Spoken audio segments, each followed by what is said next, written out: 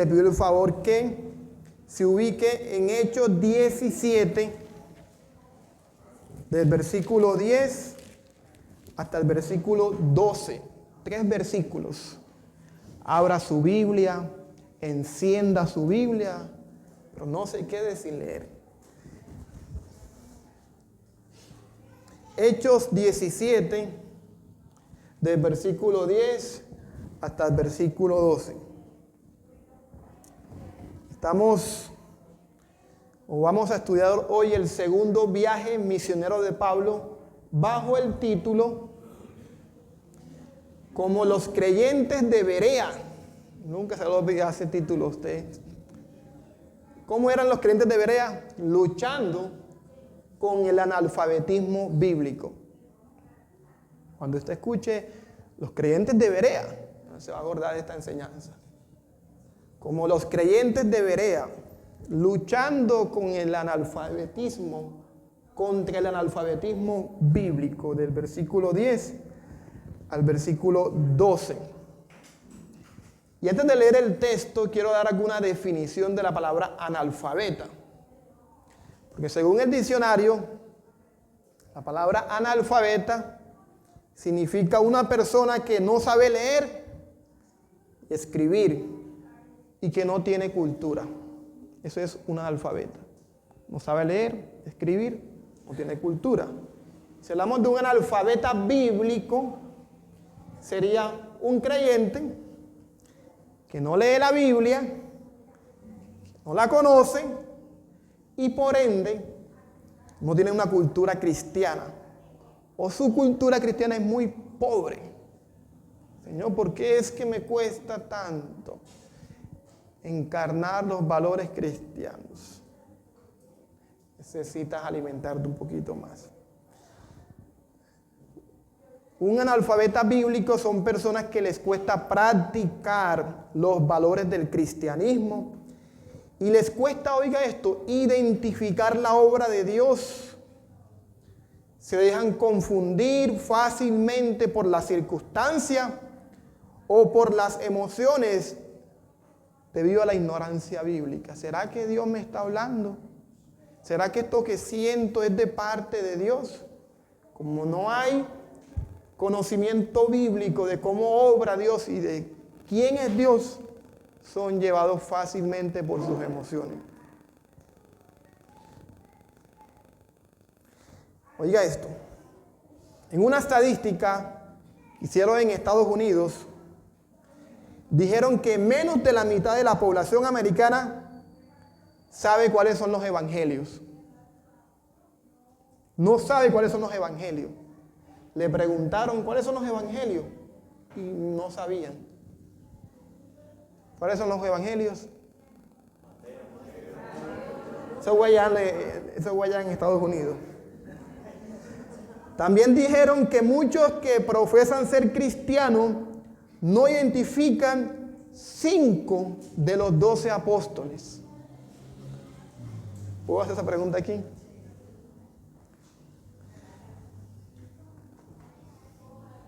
Y que el 60% de la población no puede nombrar ni siquiera los 5 de los 10 mandamientos. Hay gente que tú le preguntas, ¿cuál es el primer mandamiento? ¿Y qué responden?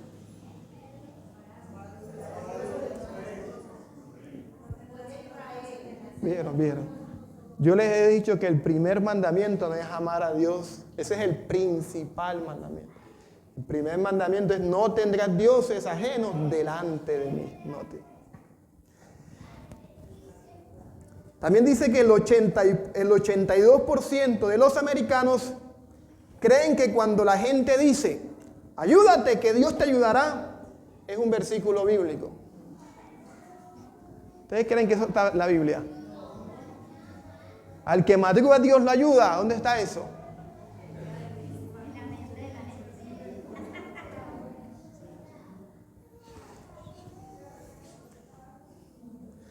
¿Creen ustedes que esto nos debe preocupar? La ignorancia bíblica. Eso se llama analfabetismo bíblico. Oiga esto, mira, la ignorancia bíblica ha afectado a las familias y al matrimonio con tanto índice de divorcio. Las personas no conocen el diseño de Dios para el matrimonio. No saben cómo llevarlo adelante en las diferentes áreas. En la comunión, en la comunicación, en la resolución de conflictos, en el manejo de las finanzas y en la intimidad sexual. La gente no sabe llevar el matrimonio de acuerdo al diseño de Dios. Cada quien lleva el matrimonio como bien le parezca. No es que a mí me parece. Hay analfabetismo bíblico en cuanto al diseño del matrimonio. Miren, la ignorancia bíblica ha llevado a que muchos creyentes brinquen de iglesia en iglesia, guiados por sus emociones, pensando que Dios fue quien me llevó para allá. Y eso hablábamos hoy en la escuela bíblica. No es que yo siento que Dios me está llevando a esta iglesia. Ignorancia bíblica de lo que es una iglesia local, el compromiso, la responsabilidad con tu familia en la fe. La ignorancia bíblica ha llevado a muchos a creer que para seguir a Jesús o bautizarse, tienes que obedecer todos los mandamientos. ¿Han escuchado esas expresiones? No, es que yo todavía no estoy listo. Yo todavía no quiero seguir a Jesús. Todavía hay muchas áreas en mi vida. ¿Quién dijo que eso es bíblico? La ignorancia bíblica ha llevado a personas a sacar textos fuera de su contexto y aplicarlos a su vida creyendo que Dios le habló. En el ayuno conversamos ese famoso versículo que dice, porque yo sé los planes que tengo para ustedes, planes de bien y no de mal, a fin de darles el bienestar que ustedes desean. ¿Cuántas veces no hemos aplicado ese versículo bíblico? Y la ignorancia bíblica lo saca uno de su contexto y a cualquier persona se lo decimos. Dios tiene planes de bien para ti, planes de bien y no de mal. Cuando tú miras al contexto, se lo dijeron a un grupo de creyentes, de personas que estaban en un exilio por su pecado, estaban siendo disciplinados. Les dije, bueno, en tu disciplina, Dios tiene un plan de bien para ti. Así se aplica el versículo. Cuando estés en un momento difícil, cuando estés siendo disciplinado por Dios, hay un plan de Dios para ti, hay algo bueno de Dios para ti. Ahí sí se aplica el versículo. Pero la ignorancia bíblica nos pone a sacar versículos fuera de contexto. Todo lo puedo en Cristo que me fortalece.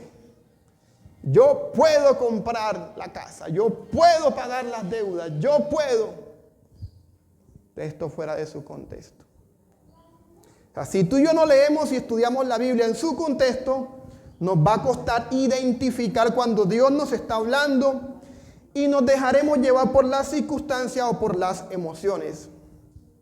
Así que yo quiero que veamos en el segundo viaje misionero cómo luchar con la ignorancia bíblica, cómo luchar con el analfabetismo bíblico, tomando como ejemplo la iglesia de Berea. Voy a leer el texto. Dice la escritura que enseguida los hermanos enviaron de noche a Pablo y a Silas, ¿a dónde? A Berea, un lugar. Los cuales al llegar fueron a la sinagoga de los judíos. Estos eran más nobles que los de Tesalónica, pues recibieron la palabra con toda solicitud, escudriñando diariamente las escrituras para ver si estas cosas eran así. Y versículo 12. Por eso muchos de ellos, ¿qué pasó? Creyeron, así como también un buen número de griegos, hombres y mujeres de distinción. Padre, en el nombre de Jesús, por favor, habla nuestras vidas. Abre nuestro entendimiento, Señor, y que los que estamos aquí tengamos hambre y sed por escucharte. En el nombre de Jesús, amén.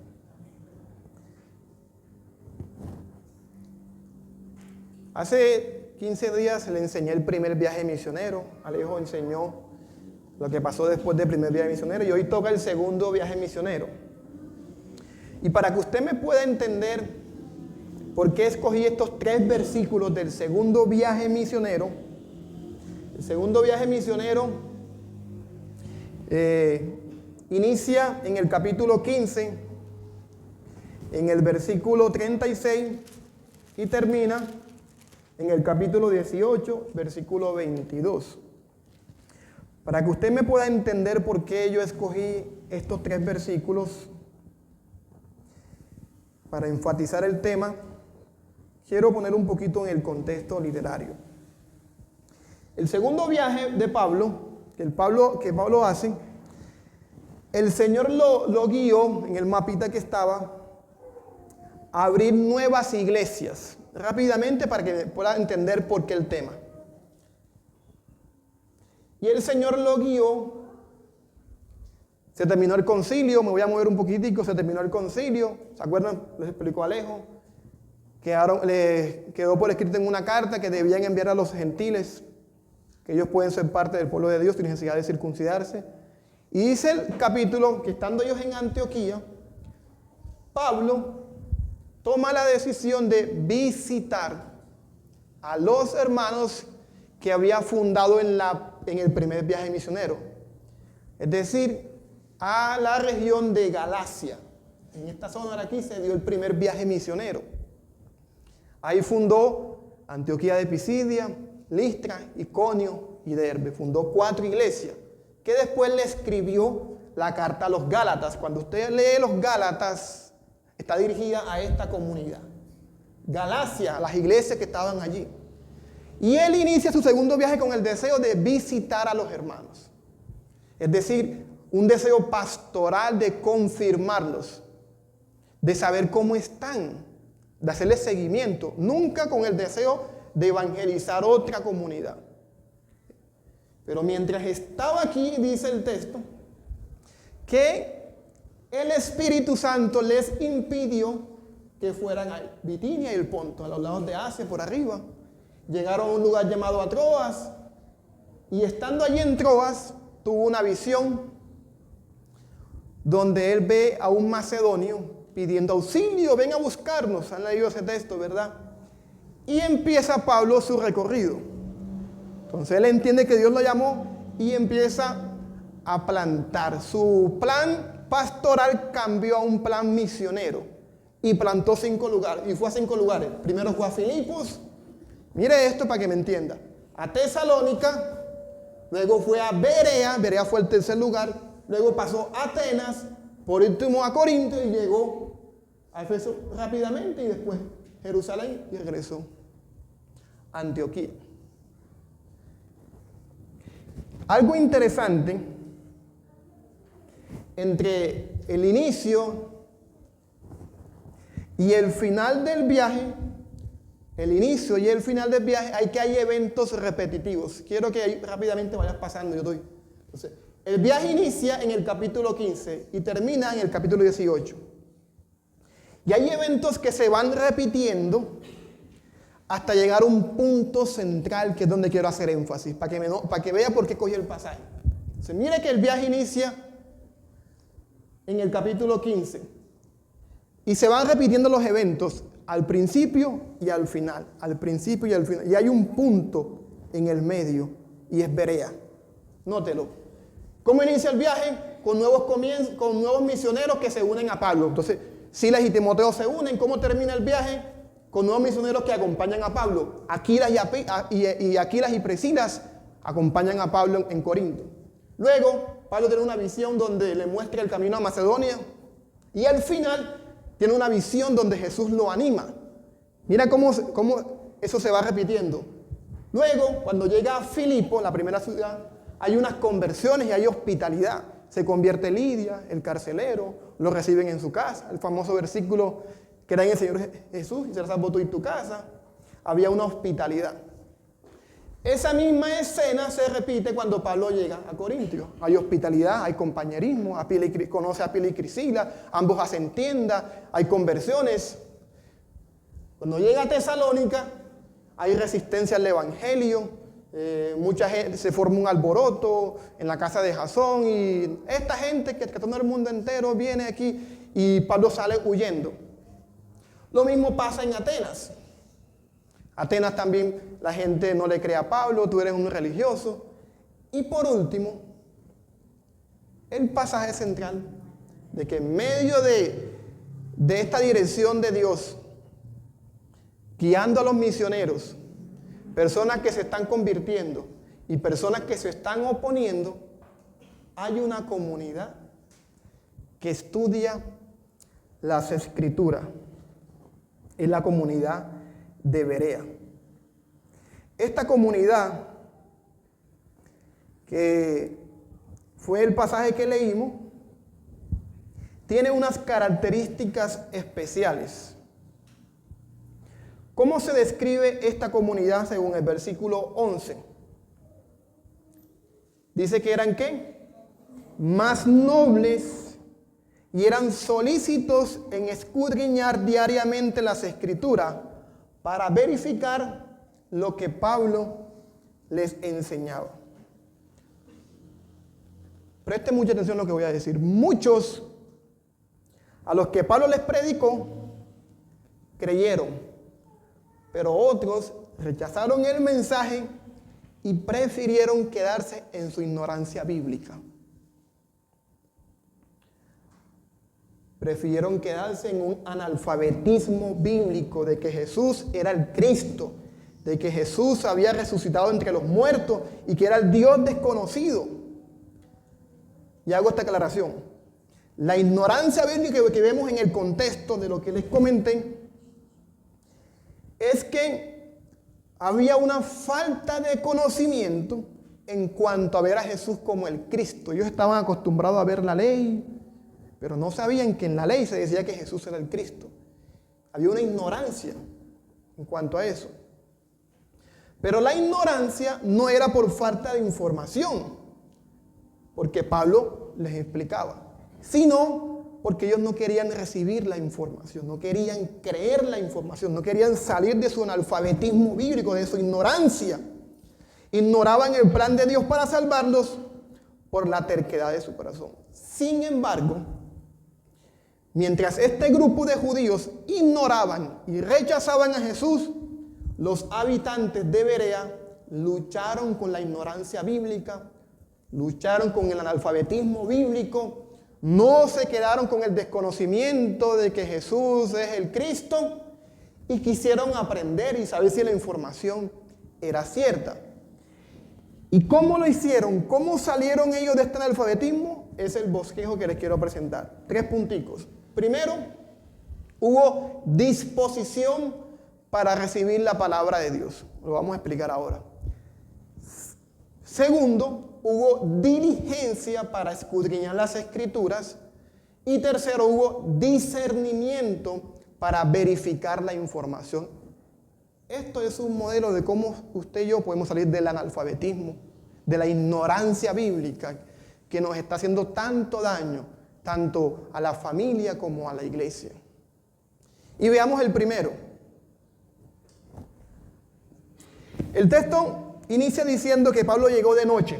Versículo 10. Enseguida los hermanos enviaron de noche a Pablo y a Silas a Berea, los cuales al llegar fueron a la sinagoga de los judíos. Pablo estaba huyendo, dice que llegó de noche, estaba huyendo de Tesalónica porque lo estaban persiguiendo.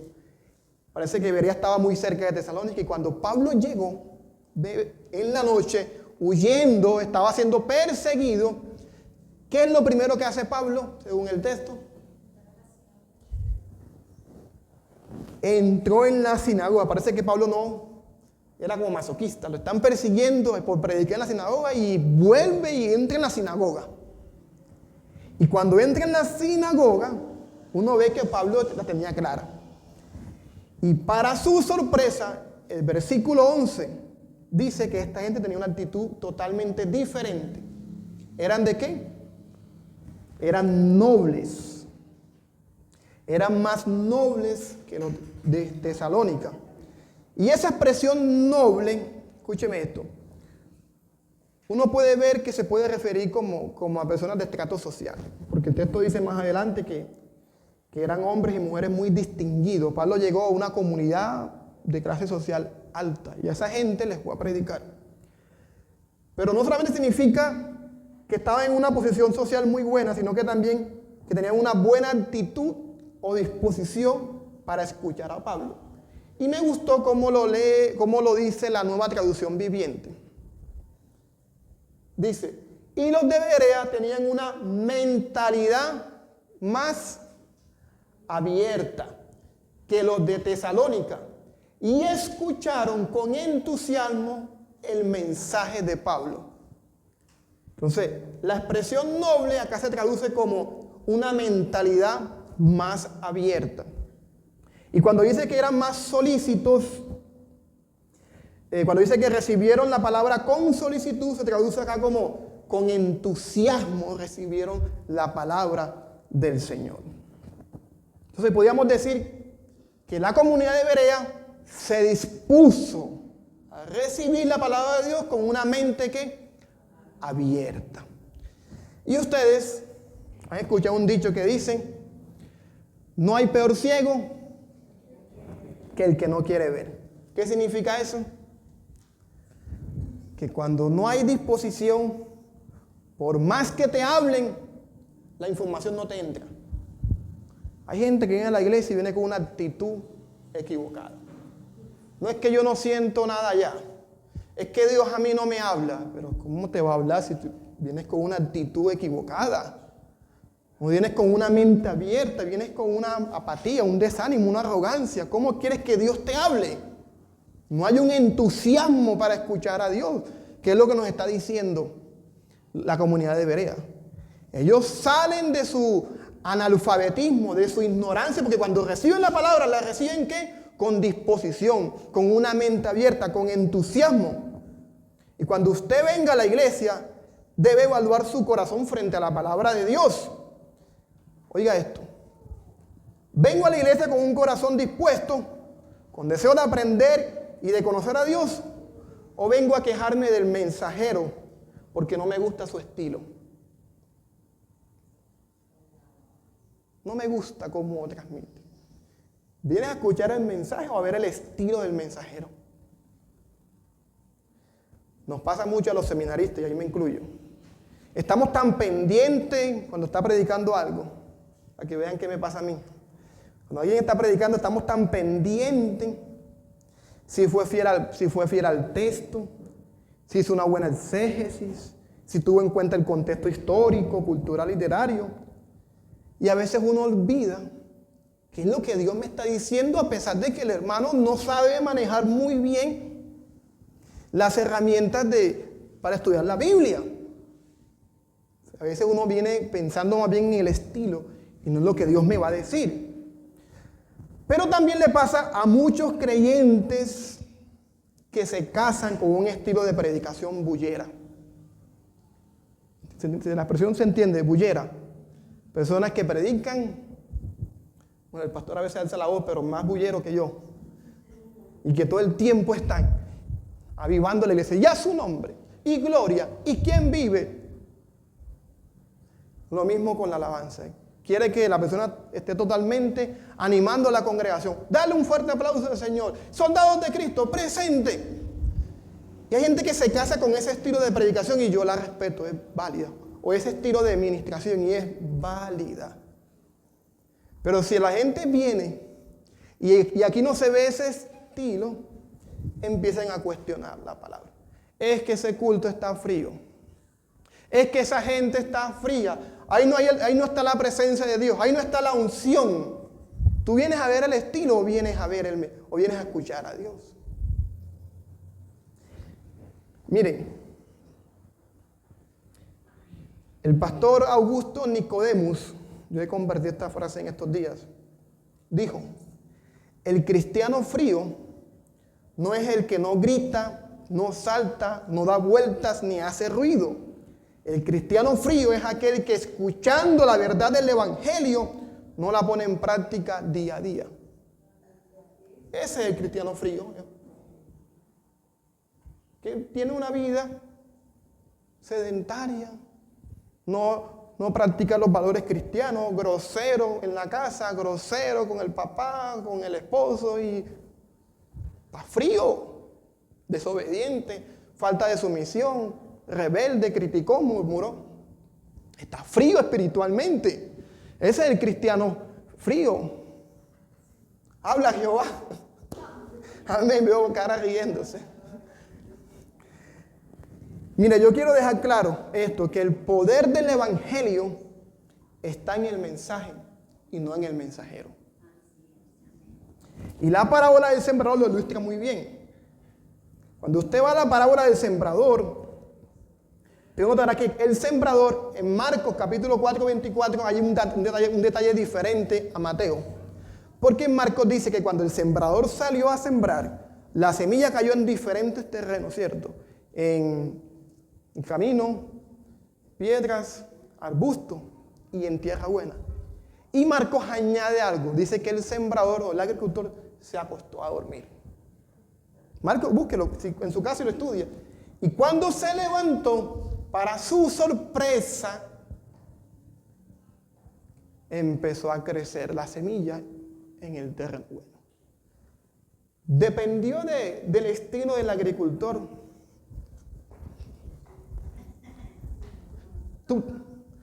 Para que diera fruto la semilla. ¿De qué dependió para que diera fruto?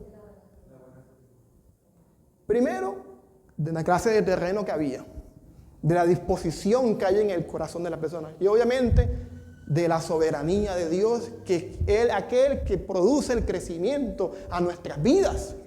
No dependió del estilo. No depende si te hablan alto, te hablan bajito. No depende si me he visto así o me he visto con blue jean. No. Depende de la disposición y del obrar de Dios.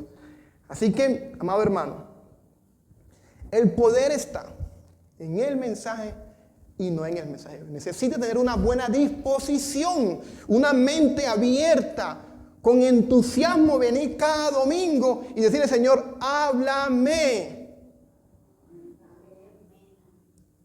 Habla mi vida. Si usted no aplica disposición y concentración en lo que Dios le está diciendo, no va a conocerlo y no va a salir de la ignorancia bíblica.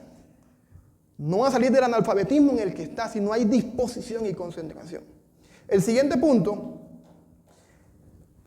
o la segunda cosa que aprendemos es la diligencia para escudriñar las Escrituras.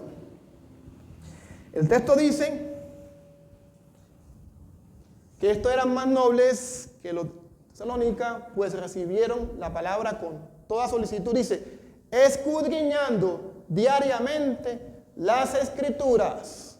Y dice la otra versión, día tras día examinaban las Escrituras.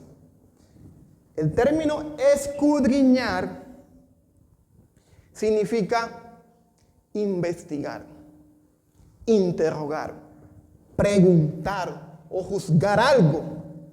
En otras palabras, investigar para corroborar la información. Eso es escudriñar. Tú preguntas, tú investigas, ¿y esto por qué? Esto, y no te quedas con la información. No es leer o escuchar un devocional o prédica todos los días. Ni tampoco es leer la Biblia de Génesis a Apocalipsis. Hay gente que dice, no, yo voy a escudriñar la Biblia. Y se ponen a leer Génesis, listo. O bueno, hoy voy a leer este pasaje devocional. Está bien, puedes hacer tu devocional, puedes leer un libro de la Biblia, puedes leer toda la Biblia, pero eso no es escudriñar. Escudriñar es investigar, hacerle preguntas al texto, interrogar las inquietudes que tú tengas, cómo las responde la Biblia. Y esta gente se caracterizaba por eso. Ellos eran diligentes en investigar, escudriñar la información. Y normalmente nosotros rechazamos por naturaleza todo aquello que es contrario a lo que yo creo. Estamos tan arraigados a ciertos patrones de pensamientos, a una cultura religiosa familiar, que cuando alguien viene a decirme algo, nos cerramos en vez de investigar y evaluar la información. No es que a mí me enseñaron así. No es que yo creo que las cosas son así. No es que mi abuelito me dijo esto, es que mi abuelita me enseñó así. ¿Y por qué no tienes una mente abierta para que investigues y corrobores si la información que te enseñó tu familia es cierta? A los bereanos, cuando Pablo les enseñaba el Antiguo Testamento, comenzaban a escudriñar la información. O sea, ante la ignorancia, no se conformaron con una mera lectura del texto. Profundizaron la lectura para verificar lo que Dios le estaba diciendo. Y un consejo que nos da la comunidad de Berea a todos los predicadores de la palabra del Señor, a todos los que hemos sido llamados a enseñar la palabra de Dios, o que tú quieres crecer, tú quieres formarte, tú quieres enseñar la palabra de Dios. Miren este consejo en este punto. A veces cuando uno inicia sus primeros pasos en la predicación, me pasaba, uno comete el error de leer el texto. Usted me dirá si le ha pasado alguna vez. Uno lee el texto, toma el texto y predica o enseña, ya sea en público, familiar, no sé, personalizado, enseña lo que yo siento que recibí del texto, lo que yo creo que Dios me habló a mi vida. Y queremos hablar directamente a la aplicación. O sea, uno simplemente no, aquí Dios me está diciendo esto. Mira, aquí la Biblia me parece que esto me llegó en este momento. Y suena hasta bonito, suena hasta bíblico. Por ejemplo, el caso que les mencioné de Jeremías 29:11. Porque yo sé los planes que tengo para ti, dice el Señor. Planes de bien y no para mal. Ay, qué palabra tan hermosa. El Señor me está diciendo que en esta deuda financiera Él tiene algo bien para mí. Suena bonito, suena bíblico, pero no es correcto. Y enseguida decimos, mira hermano, Dios tiene algo bueno para ti, lo dice la Biblia. Hay algo bueno para ti, lo dice la Escritura. Y uno comete el error de simplemente decirle a la persona lo que le habló el texto a su vida. Oiga esto.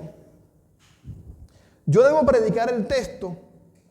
Yo debo predicar del texto lo que Dios le quiso decir a los primeros oyentes. Y mirar la conexión de lo que le quiso decir a los primeros oyentes con mi vida, con la iglesia y con la sociedad. Es por eso que el predicador debe escudriñar las Escrituras. Primero debe observar el libro, a quién se le dirigió la información, entender lo que quiso decir a los primeros oyentes. Y por último, bueno, eso fue lo que le pasó a él. ¿Qué tiene que ver eso que le pasó a él o a ellos conmigo? Cuando usted vaya a dar un consejo bíblico, y no es para agarrarle de miedo, ay, yo no puedo decir un consejo bíblico porque tengo que... Es para que usted le tenga respeto a la palabra de Dios y no esté lanzando allí promesas por promesas.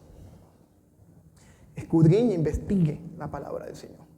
El tercer punto que menciona el texto es que ellos además de tener una disposición para escuchar a Dios, una mente abierta, fueron diligentes, investigaban la información, escudriñaban, querían saber lo que Pablo les estaba diciendo.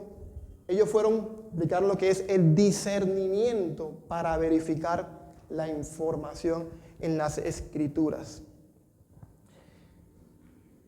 Porque el texto dice que ellos lo hacían, dice, escudriñando diariamente la Escritura para ver si estas cosas eran así.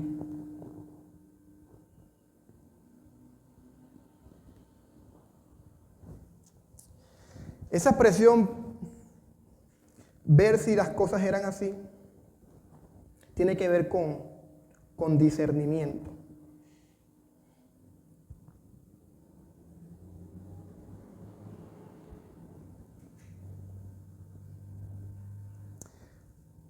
Aunque estaba pensando que hay un detalle aquí que me llamó la atención. Porque el versículo dice que ellos escudriñaban diariamente. En el punto de ser diligente, no solo se conformaron con la investigación, sino que lo hacían ¿qué? Diariamente. Y este punto me llamó la atención porque los judíos, por lo general, ellos se reunían todos los sábados para leer la Torá, el Antiguo Testamento. Pero los bereanos no se conformaron con la reunión de los sábados, sino que tomaron la decisión de hacerlo ¿qué? Diariamente. No todos los hebreos podían tener una copia del Antiguo Testamento. Esto era muy caro en aquel tiempo. Solo los que tenían dinero. Así que yo creo que Pablo regresaba todos los días a la sinagoga y un grupo de personas vinieron con él a escudriñar las Escrituras. Pablo venía y estudiaba con ellos todos los días. ¿Cómo se llama eso? Estudio bíblico. Había un estudio bíblico con los bereanos. Y una de las implicaciones que notamos aquí es que los bereanos no eran como aquellos creyentes que andan haciendo una dieta espiritual. Los creyentes que andan haciendo dieta espiritual, ¿ustedes saben cuáles son? Sí. Esos creyentes son aquellos que, por lo general, se alimentan una vez a la semana de la palabra y el resto de los días no hay devocional, no hay estudio de la palabra de Dios. Se conforman con el mensaje del domingo. ¿Creen ustedes que esos hermanos van a estar firmes espiritualmente? ¿Van a tener convicciones firmes? ¿Cierto que no? Les hago esta pregunta. Si usted comiera una vez a la semana físicamente, ¿cómo estaría? Light, delgadito. Desaparecen algunas grasas, usted sabe. Pero tendría problemas de salud por una mala alimentación. ¿Cierto que sí? ¿Cómo se llama esa enfermedad? Anorexia, ¿cierto? De que las personas dejan de alimentarse y se ponen bien delgaditos. Miren, Pablo es un ejemplo que cuando empezó a sufrir por el evangelio y lo metieron preso en un calabozo, él no se echó a morir y renegar de que Dios lo había abandonado. Ese pasaje está en el segundo viaje misionero. Pablo en Filipo. Pablo entendió que el cristianismo tiene una actitud diferente ante el sufrimiento. Él entendió que Dios es digno de toda alabanza cuando estoy bien, cuando no estoy bien. ¿Y qué hace Pablo? En Hechos 17, con Silas empezó a cantar himnos. ¿Han escuchado ese pasaje? Se abrieron las puertas. Pero ¿por qué Pablo tuvo una actitud diferente ante el sufrimiento? Porque él entendía que Dios es digno. Había información bíblica. Dios es digno de toda alabanza, en la buena y en la mala. Dios merece mi alabanza. Dios merece mi adoración. Y para su sorpresa, Dios lo liberó. Un hombre que sabe enfrentar los problemas de la vida, el sufrimiento, porque conoce a Dios, conoce cómo Dios obra. El creyente que no conoce a Dios, cuando viene el sufrimiento, ¿qué hace? ¿Saben cómo digo yo? Nadie me quiere. Todos me odian. Mejor me como un gusanito. Y se pone así, ¿por qué estoy pasando por esto? ¿Y por qué? ¿Y por qué no me visitan? O sea, no entiendes lo que te está pasando. Dios es digno de tu alabanza. Alábalo y descansa en su presencia, aunque no lo entienda. Eso sucede cuando tú conoces a Dios. Y eso sucede cuando tú eres diligente en conocerlo. Esta comunidad escudriñaba la palabra diariamente. Ahora sí, el último punto, discernimiento. Ellos querían saber lo que Pablo les estaba diciendo. La comunidad en Berea tenía las Escrituras como la máxima autoridad. Ellos evaluaban cada enseñanza a la luz de la Biblia. Para esta gente, la autoridad máxima no estaba en las palabras de Pablo, ni del profeta, ni del predicador que habla con autoridad. La autoridad para ellos estaba en las Escrituras. Ejemplo. Bueno, Pablo, te hemos oído y hemos escuchado que Jesús es el Mesías, aquel hombre que murió crucificado, el hijo de José y María. Te hemos escuchado, hablas muy bonito, eres muy elocuente, pero demuéstramelo. Era lo que pasaba, demuéstramelo. Ellos escudriñaban, muéstrame para ver si eso es verdad con la Biblia. Entonces Pablo tomaba el Antiguo Testamento, en ese momento no existía el Nuevo Testamento, y le mostraba por la Biblia que Cristo murió, que fue sepultado y que resucitó conforme lo explicaba las Escrituras. Él empezó a decir, mira, la Biblia dice esto, y le mostraba los textos bíblicos. En eso es el Evangelio, demostrar por las Escrituras que Él murió por mis pecados, que Él fue sepultado y que Él resucitó conforme a las Escrituras. Yo les pregunto, ¿usted podría citar un texto del Antiguo Testamento que enseñe que Jesús resucitó? Como lo hacía Pablo. Él tomaba la Biblia, el Antiguo Testamento, y le explicaba. Jesús tenía que resucitar, aquí lo dice. Usted puede tomar un texto del Antiguo Testamento y decir que Jesús tenía que sufrir, que el Mesías tenía que morir. Isaías 53 es más conocido. Morido fue por nuestros pecados, herido por nuestras rebeliones.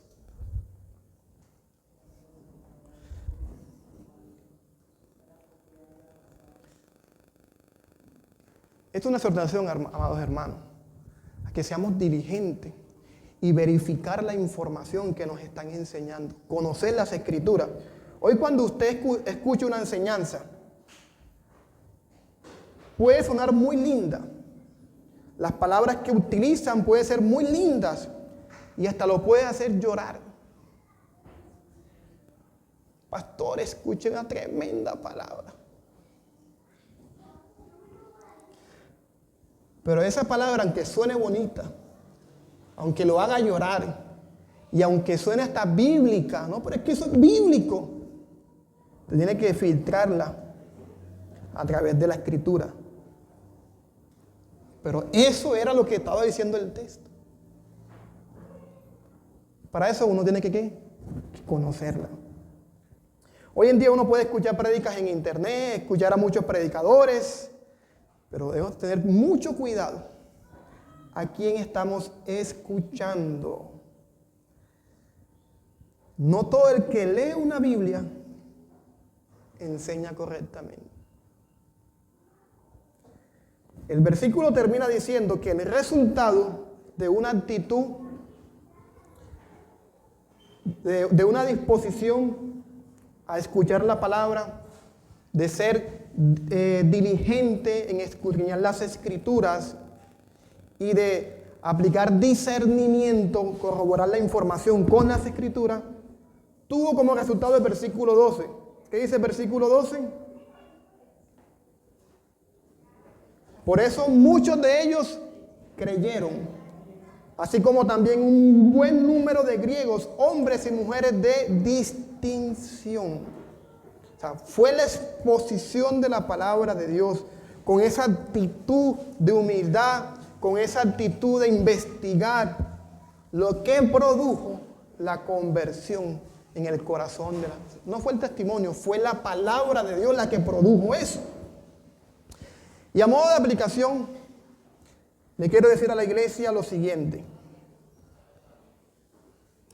Quiero animarles a orarle al Señor si usted ha estado muy flojo, muy perezoso, muy desanimado, con una actitud toda incómoda en la iglesia. Que por lo menos inicies con esta oración.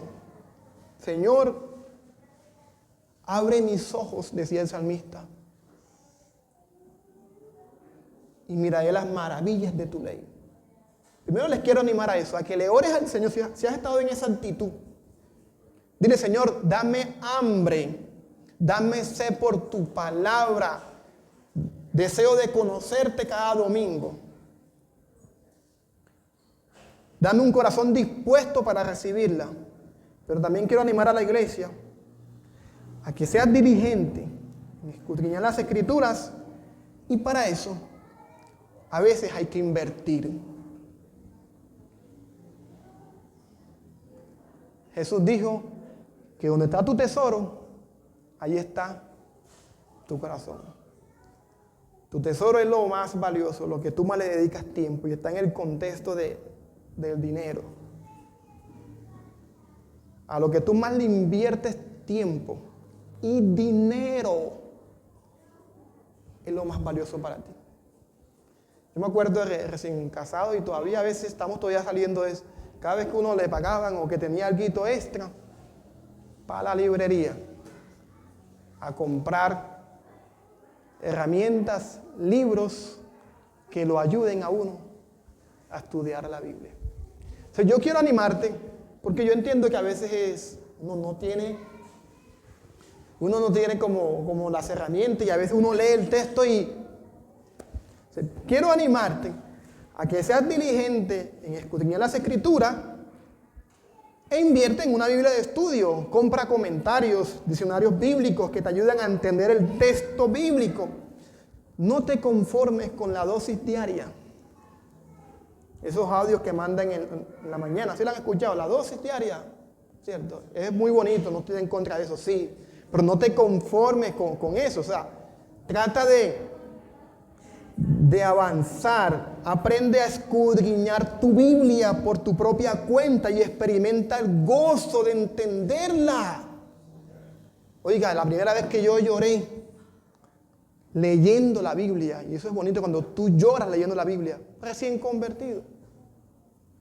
Estaba leyendo un texto, la historia creo que era de Acab, y cuando yo veía a Dios aplicando gracia y misericordia, acá fue el esposo de Jezabel, la mujer más mala que ha existido. Este hombre se lo cogió a la mujer, y la mujer, por cogerlo así, él fue el peor rey. Cogió la viña de Nabot y se la quitó, y en fin, Dios mandó al profeta Elías, y el profeta le lanzó una palabra de juicio: vas a morir por esto y esto y esto y esto. Y dice que cuando acá escuchó esa palabra, y yo estaba tan metido tratando de ver a Dios en el texto, ¿cómo te puedo conocer? Tengo hambre de ti, Señor. Y dice que acá, cuando escuchó eso, rasgó sus vestidos y empezó a hacer: Señor, ten misericordia de mí, que no sé qué, y rasgó. Y dice que el profeta, cuando se devolvió y escuchó la palabra de Dios: ¿no has visto lo que ha hecho Acab? ¿Cómo se ha humillado ante mi presencia? Dile que por haber hecho esto, no traeré los males en sus días de vida. Y yo cuando vi eso, me quebré. Dios realmente es un Dios de gracia y un Dios de misericordia, porque me identificaba con Acab, lo malo que había sido, y Dios me dio otra oportunidad. Experimenta el gozo de entender el texto bíblico y no te conformes con la dosis diaria, con los devocionales. Sí, eso puede ser algo para el momento, pero saca tiempo para estudiar la Biblia. Muy pronto, aquí hago publicidad, abriremos el curso en la escuela bíblica sobre cómo estudiar la Biblia. Es cierto que está ahí en el pensum, cómo estudiar la Biblia. Pero si tienes la facilidad de estudiar en el instituto del seminario o en el pregrado en el seminario, hazlo y no te quedes con el analfabetismo bíblico. Sé diligente. En este espacio que estamos abriendo, a partir de la segunda semana de febrero, iniciamos con la escuela bíblica, con el tema sobre lo que creemos. Inicia a las 9:30. Sé diligente. No te dejes ganar no es que me toca venirme media hora antes. Sé diligente. Ponle buena actitud. Inscríbete. Pero no te quedes en la ignorancia bíblica, para que aprendas a conocer a Dios y el diseño que Dios te ha dado para vivir la vida cristiana. Y a los amigos que nos visitan, aquellos que todavía no están siguiendo a Jesús, quiero decirles el siguiente mensaje. Amigos o personas que no están siguiendo a Jesús. A los bereanos, el mensaje que le inquietó a los bereanos, el mensaje que les cambió el corazón a los bereanos, fue encontrar en las Escrituras la explicación de por qué Jesús tuvo que morir por nuestros pecados. Ellos no se conformaron cuando uno pregunta, ¿y por qué Jesús murió en la cruz? Por nuestros pecados. Pero eso es por nuestros pecados. Eso es profundo. Entonces a veces uno cree que no, ya yo me sé la Biblia, ya yo sé para qué. No. El ser diligente en escudriñar qué significó que Él murió por mis pecados, siendo inocente, pagando el castigo que produjo en ellos el milagro de la salvación. Así que, si todavía estás en el proceso de analizar la información, tienes algunas inquietudes que no te dejan dar el paso de seguir a Jesús, es que yo no entiendo esto de la Biblia, no me quiero comprometer por esto, toma la actitud de la comunidad de Berea. Te invito a un estudio bíblico que tendremos también el próximo mes a la misma hora de la escuela bíblica. Va a haber discipulado por nuevos creyentes, nuevas personas, y que tengamos ese espacio para resolver tus inquietudes, investigar esas cosas que no te dejan dar el paso de seguir a Jesús. Pero si ya lo has entendido, en esta mañana has entendido que el sacrificio de Cristo fue para que tú y yo fuéramos perdonados. Fue para que tú y yo tuviéramos acceso al Padre Celestial. Yo te quiero hacer la invitación en esta mañana, ahí en tu puesto, que te acerques a Jesús con un corazón humillado.